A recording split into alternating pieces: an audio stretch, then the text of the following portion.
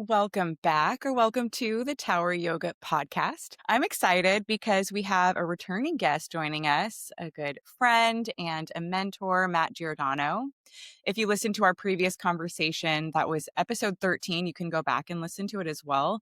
You've already heard a bit about Matt's background and teaching. So today we're going to get right into the topic that we're talking about here. And that is the fact that he is coming for an immersive style workshop, a whole weekend, a Friday, Saturday, Sunday situation, May 29th through 31st. The workshop immersion series is called Elements of Mastery. So we'll get into that. But first, welcome, Matt. Thank you for being here. Yeah, thanks for having me. I'm super excited to come back. Yeah. And I was just telling you before we started recording that there's already people starting to sign up. So I'm getting really excited. And I'm hoping to share this so that for those of you who like to just kind of get the synopsis of what's going on in order to make decisions, then this is for you. We do have a whole entire page dedicated on the Tower Yoga website where you can go and look at not only the schedule, but the descriptions and all that sort of stuff. There's more on Matt's background. And so you can go geek out on that after you listen to this if you haven't done that already. And so I'm not going to take too much time here being like, what's the exact schedule? Also, I know you probably don't even know that. You'll know that. You'll know that when you get here. But yeah, so the training explores the five elements: earth, water, fire, air, and space as a way of understanding the body and mind more deeply, kind of refining the way we move in our practice. So, yeah, thank you so much for being back here. And if you want to just talk about what inspired you to structure this immersion around the five elements. Yeah, for sure. So, Elements of Mastery is my longest standing immersion. I created it back, started it around 2012, and then I just kind of refined it over many years. And I think by about 2016, it became more of an international thing that I was offering worldwide as I was traveling around. And it began with a book called Eastern Body, Western Mind, which is a book about the chakras. And within that book, there's a lot of correlation, or it helps us to make the connection between what's called the Mahabhutas, which are the five elements that we know, at least in Western culture, of earth, water, fire, air, or wind, and space, or ether. So these five elements, as we kind of know, there's also, there's different elemental systems like the Chinese elements, which is different. But the Mahabhutas, are the ones that I latched onto the most. For when I first started out, I was teaching the Chinese elements as well. But for me, what seemed to be more authentic was the Mahabhutas and how they correlate to my life at the time that I was first studying seemed to be so effective in self reflection, both physically, mentally, emotionally, and more importantly, behaviorally, that I thought it's just something that everybody could really benefit from, at least those that are called to it. And it basically gives us a categorization for how to look at our yoga practice, how to look at our day to day life, our mental landscape and emotional internal world. It gives us a basis of self reflection, but it also gives us a recognition that everything that we are experiencing is already all around us in nature. And I think that remembrance that we are actually a part of nature is so powerful. And it's in a way helps us to feel less isolated because we recognize like all beings or all things within nature have this experience at one point or another. To kind of get into some details, I think will be helpful for folks to just kind of latch onto, because the esoteric kind of description is cool, but how does that really apply to you? I'm sure you're curious. And how does it apply to the asana practice? Well, for example, let's start with the element of fire.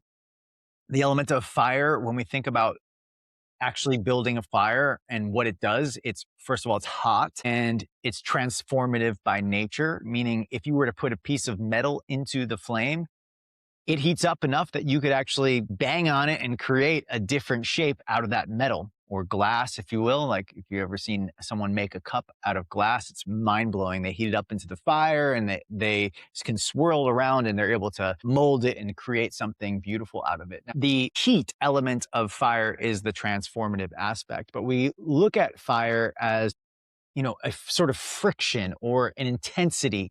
And that also correlates with a lot of the Yoga Sutras teachings, which I like to kind of kick back to.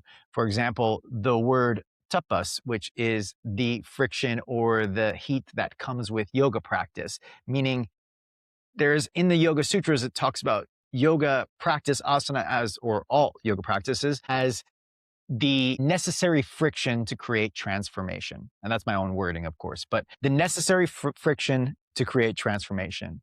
And we see that backed up in neuroscience. It's like in order to learn something new, especially as adults, we have to create a sort of stressful environment where we feel a little frustrated.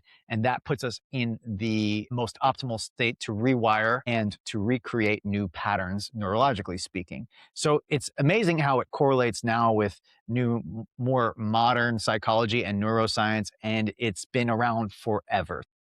I love looking at teachings that stand the test of time and how they can apply to the modern everyday person. And you, right? So, Mhm. so if we look at the element of fire, we have transformation. What does that mean to our yoga practice?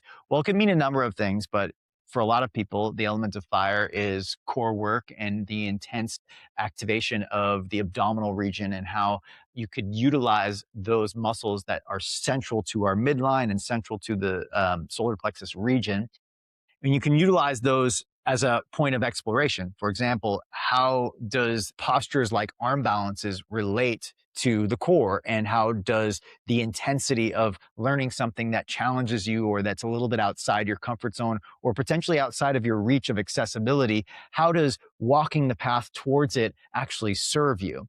So I love these elements only because it really gives me a full chance to look at my life from a position of, I guess, what's the word, it's like I get to look at it from a more non-subjective standpoint rather than my looking through the lens of my opinions and my feelings of wanting to stay safe or be seen or be liked or whatever the thing is that we have. Oftentimes we're kind of reflecting through that lens.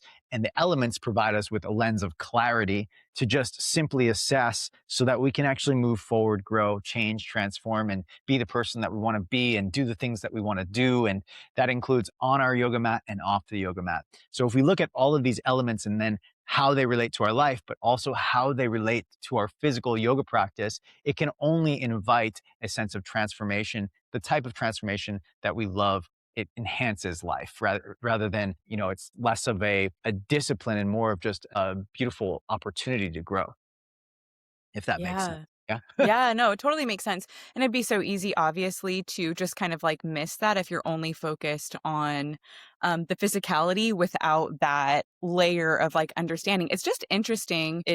It's something that I really appreciate about learning all kinds of different systems, whether that be like freaking astrology or anything that just helps you like sort of understand why things might be the way they are without like personalizing it so much. You don't even have to believe in whatever the system is, whatever that is, for it to be like interesting, right? I mean, it's the cool thing about nature is like you can't not believe in it, or you can, but you are it. It's all around, you know. It exists all around us. It's pretty much as obvious as the human body, which of course we can, and again, I love what you just said. You don't have to believe in any of it. You don't even have to believe that there are five elements if you don't want to. But if you look at it as a basis of self-reflection and opportunity to take action, then inevitably it doesn't matter whether like the chakra system, whether there are orbs or whatever inside of us that are glowing colors, who cares? What matters is that we have something that we recognize, or something that helps us recognize that we are not isolated in this human experience, that all of us are actually sharing a significant large portion of our human experience is actually very similar to everybody else's. And we've kind of seen that in, I think one of the upsides to social media is like we've seen that more and more people that speak their truth helps to connect to other people that have had the same experiences. And we start to realize, oh, wait, I'm not the only one that is experiencing this in my life or that has had this troubles or had this celebration. And, or I'm not the only one with this perspective. Yeah. And I think the elements are so good because they're like building blocks And that is a really, although you can get as complex and intricate as you want, it's a really simple building block to then do that self-reflection. And it's really cool. So you're in the workshop using earth, water, fire, air, and space as a framework for understanding movement, understanding energy. Yeah. What I love about this is that it gives people also, you're very good about doing this, a language to actually feel what's happening in their bodies. Mm. Yeah. Yeah, and that's I think it's also like a really powerful system because it gets you to realize that there's a lot that we are not focused on in our daily practice. You know, when I started teaching the earth element and reflecting upon, well, like, what does that mean to in the physical body? What is the earth element? I realized like it's a large, largely about our balance, stability, and our feet, ankles, and our hips as they relate to our balance. And when we look at the postural categories in asana, it's usually like hip opening, back bending, forward folding, right? And yes, balance, but nobody really looks at it from like ankle stability and the muscles at the sole of the foot or the muscles that control the toes, things that you typically wouldn't really look at from a yoga standpoint that are so infinitely important to our health and well-being of our physical body. So I have designed practices around the feet and the ankles, which normally sounds boring as you can imagine. But when you practice it and you take your attention into this area of the body, you go, wow, how did I not ever practiced this before? How did I never pay attention to that muscle or how my ankles articulate? And then you start to bring that out into your everyday walking and standing and how you are moving about your day, physically speaking. And you realize, like, oh, wow, is really mindless in or taking advantage of the fact that my feet are doing so much or that my ankles are doing so much and I've never really gave them any love back, and now here's the opportunity to really focus in on that. And each element has those kind of things where you unveil certain layers of like ignorance, I guess, not ignorance from a offensive standpoint, but meaning that which we have not paid attention to yet, you know. Yeah, this is actually so funny because around this time last year, I was doing one of your online immersions. So just so everyone knows, like listeners, if you didn't already know, Matt already has all these kinds of immersions online. Of course, in person is so special, and you probably just iterate and iterate on all these things. And you're doing a lot of in person stuff. Actually, you just got back from tour. Yeah, I was just in Europe for 3 weeks and spent, actually taught this immersion twice while I was in Europe. It was wonderful. So good to get back out and share this particular immersion. And yeah, obviously um, each modality of in-person versus online has their strengths. I think if you have the opportunity to be in person, especially if you're out on the West Coast, this is a no-brainer. I never get over to the West Coast. I mean, the last time I was there was with you all. I don't know how long ago that was. Yeah. I'm so glad you're coming. But so I was doing, because it was around this time last year, James and I were both doing one of your online immersions, and it's so funny we're talking about ankles because it was like very on the ankles to like stabilization, and there was like all these little kind of drills that you were doing, and I was kind of like, all right, like, okay, we're just like doing this ankle stuff, and I'm like, I don't know why I would need to do this. And then I'm not kidding. Like 3 weeks later, I rolled my ankle so fucking bad on a run. Like it dropped me. I was like, whoa. All of a sudden I was on the ground and I was like, oh my gosh, that was crazy. So I have had like a year journey of like just hyper focusing on my ankles. And if I learned so much, not only how that affected my running or my biking, but like my yoga practice and all this kind of thing. So I have been in it with this ankle stuff. It's finally like I'm feeling pretty good, but it's been this journey. And so yeah, I love that. That is something that people can definitely expect, to think more about things you never thought about Yeah. postural like wise. It's like you'll be doing some of this kind of stuff, right? Like the postural clinic, Oh, partner yeah, yeah. work, or hands-on adjustments. There's so much in this immersion. I mean, if you are a yoga practitioner and you want to just like skyrocket your practice, there is so much that just launches you in a whole different direction that opens up your eyes to like your body in a whole new light and what you're capable of. The thing I love about it is like the practices are really designed to educate you on your functionality. But what happens as a result of improving your functionality is your accessibility to all these different poses that we do in the yoga practice that are seemingly impossible become unlocked. And that really, I think, is the magic of this system that of, elements of mastery, is that it helps you gain the function necessary to live your life better. But that also, when you have improved functionality, that equals improved access to these postures that are otherwise seemingly out of our reach. It's so true, and I've had so many of these kinds of breakthroughs, whether it was through doing an immersion with you in person or online or during teacher training with you.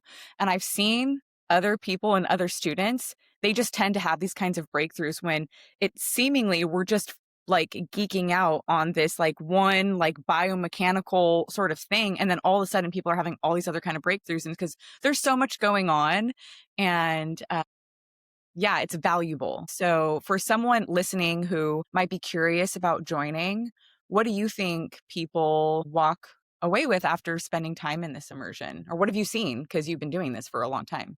Yeah, the thing about it is it there's I always kind of say this in the beginning of the immersion. It's like what I can't teach you is I can't help you build strength in a weekend, but what I can do is help you build awareness of the muscles that may be asleep. And it's amazing. A lot of times we have enough strength. And I know a lot of people like the word flexibility, but flexibility is just something that is passive. We can get into that in the training, but strength is what creates mobility. It creates the ability to do things. So if you're not able to do a posture, it has nothing to do with lack of flexibility. It's always lack of either body awareness, in which case your body will resist flexibility, or it's a lack of strength, in which case your body is not capable of creating a certain level of functionality, movement, mobility. And so it's always one of those two things. It's never, I don't have enough flexibility. You think you don't have enough flexibility.